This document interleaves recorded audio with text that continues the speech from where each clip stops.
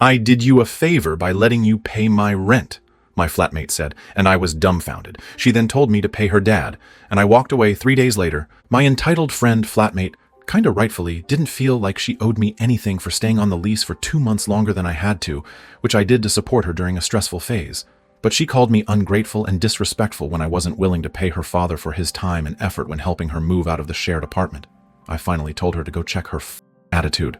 This will be a long read as it's still fresh for me and might come across more as me venting. Thank you for understanding. I was planning to post on AIDA first, but after even my therapist lost her composure and muttered a WTF. Note, I have yet to meet a more professional mental health worker. When I told her about my falling out with an old friend and having all, and I mean all, of my friends and family members congratulate me for my sticking up for myself. Also note, my family can be brutally honest, so I expected some criticism, and the lack thereof did strengthen my back. I decided to let it stew for a while and come here to tell you a tale of almost grandiose entitlement. So buckle up, get a good cuppa, and follow me as I recount to you the tale of my entitled flatmate. Setting. I'm a student, aka short on money, who should be writing her master's thesis, and I come from a rather privileged background, middle class. But I'm not from an English-speaking country. The last 2.5 years I had been living with one of my closest friends I met in high school, and for 2 years it was great cohabitating and sharing our experiences, doing our masters, and becoming fully autonomous and functioning adults. After 1 year of living together, I started dating my current boyfriend, but the dynamic in the flat barely changed, which my friend arc flatmate, which I will call Veruca, like the entitled character in Charlie and the Chocolate Factory, just because I can, admitted herself. Then almost 2 years after moving in together, Veruca started dating her current boyfriend, which in itself was completely fine, and I was extremely happy for her and her newfound love. But then my parents had to make the hard decision to leave the country and move back to my mother's home country, as life here as a semi-retired couple is becoming almost impossible to finance. As my whole family has a long and traumatic history with migration, this uprooting was hard on all of us, and threw me even deeper into a depression I have been diagnosed with during the same period, alongside a newly diagnosed neurodivergence. All in all, a very stressful time for me and my family. On top of this, my parents left back a large house with a garden, and as we all love the memories and stories connected to it, we weren't ready to sell it. Subsequently, the most logical and practical solution was for me to move back in. So, by the end of last August, I told Veruca that I would have to move out soon-ish, but that I was flexible. And as I didn't want to leave her hanging, I could afford to pay my share until a certain point. Why? Because I loved our friendship, appreciated her support, and felt like she deserved not having to deal with the search of a new flatmate, a smaller flat right during her finals. She told me her last exams would be in February 2024, so I promised to support her financially until the end of March 2024 by paying my share of the rent. Spoiler alert, the last exams were in December of 2023, and she never told me about this change. And that's where it all started. The initial problem? Not even 2 weeks after I told Veruca I had to move out, she suddenly started spanning 5 to 6 nights a week at her BF's place, and that felt like a slap in the face. I told her due to valid reasons I had to move out, and she then was never around anymore without giving me an explanation for this sudden change, leaving me to pay to stay alone in a flat that was supposed to be shared. Months later in November, she'd asked me if her staying at her boyfriend's was okay with me. But at that point, my resentment subconsciously had grown so much I wasn't able to formulate my emotions properly, and TBH, what was I supposed to say? No. Stay alone in your bedroom 3 nights a week. Either she wanted to be in the flat or she didn't. That was her decision. And I don't see a way how I could have felt less lonely coming home to an empty flat almost every night without forcing Veruca to do something she obviously didn't want to do.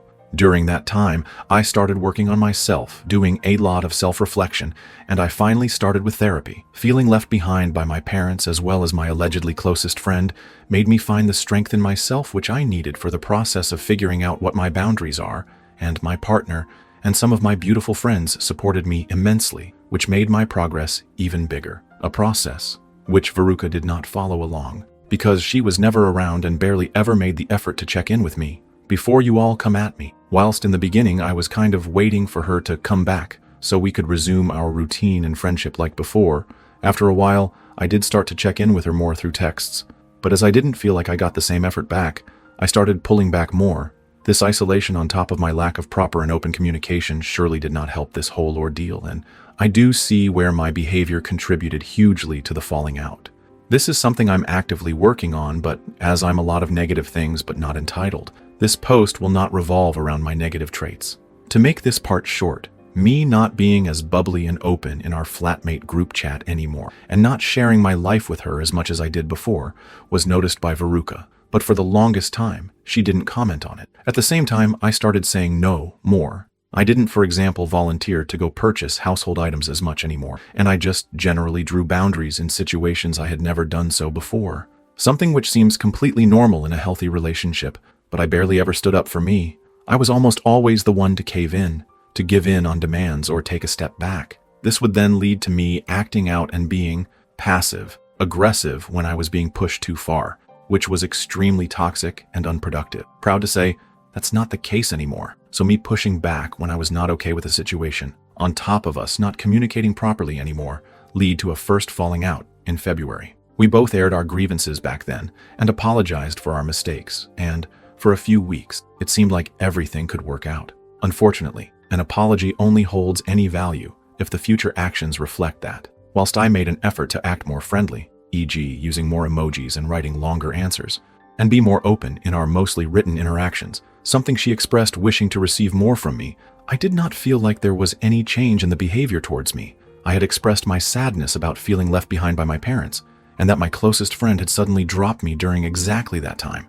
While Veruca did say she was a terrible friend for leaving me to deal with all of it myself, she never, I repeat, never checked in with me after February. While other friends texted me to chat and gave me the feeling they were there for me emotionally, I did not receive a single supportive message from her. Suddenly, having to take care of a big house and garden, not complaining about the fact that I'm allowed to live here, pay high bills and insurances, keep on top of maintenance and repairs, without the physical support of your closest relatives, while continuing your job and studies, maintaining a good social life and romantic relationship, and taking care of your own mental health is a lot. So having friends just shooting a quick message from time to time did mean the world to me. Then came the week of apartment cleaning before the handover of the keys. The whole process leading up to that point had been nerve-wracking for me as I was not on the lease, only subletting, but paying the same amount and being responsible for the same damages, and therefore was not involved in any of the communication, so I got all the necessary info last minute. Me no like. Something that irked me immensely. Veruca had asked me to leave some of her stuff in boxes in my at the time already empty bedroom. I first declined, as I still had to clean my walls and didn't want to climb over her stuff and potentially damage it. But after that was done, I texted her to put in there whatever she wanted until the day I needed to finish cleaning my room, but to please not lean anything against the walls as I had just spent hours scrubbing off dark marks. Her answer, yes, sure, I was intending to put everything on the floor anyways. All good and dandy. We split the remaining cleaning chores, and I walked in on my day off to get as many of my chores done as possible. What do I see? A load of heavy cardboard moving boxes folded open and leaning against my walls. I texted her that I didn't appreciate this disrespect of my wishes. She deflected by saying she didn't think it was a big deal as there was a towel tucked in behind the boxes. The audacity. I bit my tongue, not pushing it further, and just got my shit done. Apart from cleaning the balcony, I finished all my chores that day, and even did some of hers, such as filling in holes in the living room walls left by nails and painting over the spots, so the color of the paste didn't stand out against the white wall. Just stuff you'd do to get shit done ASAP, you know? A few days later, I go back with my boyfriend to finish my last remaining chores. I scrubbed the balcony, and let me tell you, I was damn proud of my work. Veruca's parents and her brother arrived before her that morning to help out, and all seemed good. But once Veruca and her BF arrived, the mood seemed to change. Until this day, I can't put my finger on it, but something was off. Then the little jabs started. People walking around on freshly cleaned floors with their dirty shoes. The father snapping at my boyfriend when he asked to lend a tool, or at me when I asked to quickly use his ladder as all the chairs had been moved out already without my prior knowledge. Just petty stuff. Again, I bit my tongue. Knowing that in a few days everything would be over, I finished what I had to do, and my BF and I left ASAP. Then I got a message. One of the trash bags had been leaking, leaving a stain on the wood floor. I had noticed a stain the day I went to clean the first time, not knowing where it came from, and had sent Veruca a picture of it. Now there was a second, larger stain, and apparently it was from my bag. The only bags I had filled with garbage from the balcony, which were not wet, were standing on the other side of the living room. She knew it, I knew it, but apparently this bag was mine. Not willing to let this potential permanent damage be deducted from my part of the deposit, I refused to take accountability for trash I had no involvement in. And it was oh so conveniently not possible to look into the bag anymore, as it had already been taken out. As this post is already way too long, I'm cutting out the other petty shit that went down, like Veruca expressing her wanting to take shared stuff with her and mentioning no payment towards me, but When I expressed wanting to keep something, she asked me for financial compensation, or me offering for her to keep all the kitchenware we bought together. But when I asked to only take the pizza cutter with me, she used it a lot and didn't expect to have to buy a new one, or that I had to buy trash bags on my own dime. Let me tell you, shit like that is so expensive I don't get it. Because she would take care of other stuff, but when I took those bags home with me as, I paid for them and didn't need them in the flat anymore, she'd ask me where they were as she needed them. Just little stuff that you can brush aside, but once it starts to accumulate, it lets resentment grow quickly. And this is the part you're here for. As I said, Veruca's parents came over to help her clean up and move. Something I didn't know until the morning of was that her father was taking our garbage with his transporter to the disposal center for us. I expressed my gratitude for his help and confirmed that I would even pay something for gas, because crazy prices. I did ask, though, if it wouldn't be more convenient to just buy prepaid garbage bags we could just leave on the side of the road, and which would be taken away a few days later. Price point, $20. But no, that wasn't good enough. Please don't ask me why. I don't know. Consequently, I was asked on my calm Sunday evening to pay $100 to her father for the disposal, gas, and his work. Mind you, I never asked him for help. He did not take over any of my chores, and I was not informed prior to that moment that his oh-so-precious time would be billed, as I would have never agreed to this. And I still can't wrap my head around a father asking his daughter, who he has a decent relationship with, and her flatmate, who had no say in this matter, to pay for the time he spent helping them. My parents had stored some of our furniture prior to our move 2.5 years ago. Should they have billed us rent for the space they could not use in their basement? So when I refused paying such a crazy amount and told Veruca what I was comfortable paying, the $20 for the prepaid bags that would have been needed for the amount of shared trash, and an additional $10 for gas, she called me ungrateful and disrespectful, and that her father felt disrespected by my behavior.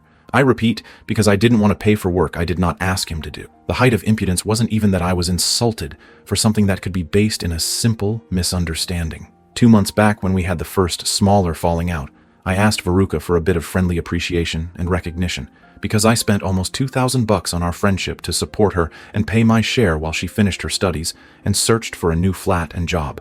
And I only got loneliness back. Back then, she said that she was appreciative for everything, which she never really expressed in actions, just in words, which kind of lost their meaning after a while. But as she never asked for me to do that, she did not owe me anything. But now, I am the ungrateful one. Hell, no. So I called Veruca out on her bullshit, compared the two situations, explained again why I was not okay with paying so much to her father, told her to go check her fucking attitude, and left our flat chat. It felt great. And then the shock of the realization hit. I had just killed a 10+ year friendship. So the only natural reaction my body knew to this was to have a nervous breakdown, which gave way to an anxiety attack. Not so calm Sunday evening anymore. By now, I have taken off the rose-tinted glasses and can start calling out so many situations where I did not have an equal part in that friendship. Input from my friends and family helped me a lot, and I feel more and more okay with the situation. Veruca did message me in our regular chat twice, first to confirm that the handover went over smoothly. I could not be there, as she didn't confirm the time with me, and I had meetings I couldn't, and also wasn't willing to move. Another grrr moment for me. And then to send me a payment slip from the deposit site, which was over $70. The confirmation for me that my solution with the prepaid bags would have been way cheaper after all. Veruca also told me that during the last few weeks or months, she always felt like she was a shitty friend when interacting with me, something I definitely did not transmit, as I actively pushed to be more open again and took a step back when drawing boundaries so that our relationship wouldn't suffer even more than it already had, which simply told me that this was her bad conscience making her feel that way, as she knew exactly how she had let me down and continued to not pull her weight in the friendship. And lastly, Veruca wanted me to contact her again when I feel open to the conversation and ready to reflect on everything, like I was the one insulting her on a nice Sunday evening. I refused to take over this responsibility to essentially revive the friendship, as this way she could solidly blame me for the failed friendship, as it would be on me to restart the contact after a cooling down period, and made it clear that unless she showed insight in her screw-up and I got an apology for this hypocritic offense towards my character, I was not seeing any way how we could see eye to eye again. She simply replied that obviously we both couldn't work through this ATM, and then she thanked me for our wonderful time together and wished me all the best, something that was called manipulative by a few friends of mine, but I refuse to see it that way, as I don't want to taint our last, rather positive interaction. That's all for this story. I'll be back with another one. If you haven't already, please consider subscribing to the channel. It motivates me to create more content like this. I realize I contributed my fair share to this falling out, and I have a list of things I'm now working on to avoid creating such a situation again. I also realize that this has been one hell of a venting post, and I'm grateful if you read it all. I'm on my way to the airport, so I'm sorry if I won't be able to reply to comments, but I wish you all the best and will read your messages once I have the time and internet connection again. That's all for this story. I'll be back with another one. If you haven't already, please consider subscribing to the channel. It motivates me to create more content like this.